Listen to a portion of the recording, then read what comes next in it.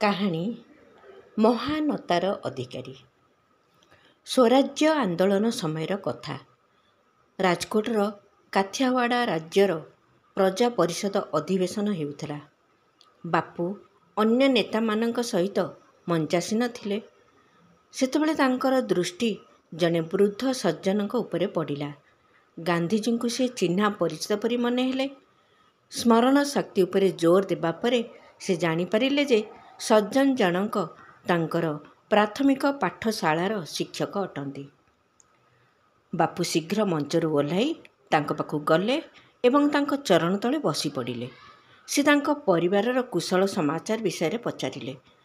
ଯେତେବେଳେ ଅନେକ ସମୟ ବିତିବାକୁ ଲାଗିଲା, ଶିକ୍ଷକ ମହୋଦୟ ବାପୁଙ୍କୁ କହିଲେ, ଏବେ ଆପଣ ମଞ୍ଚ ଉପରେ ବିରାଜମାନ କରନ୍ତୁ।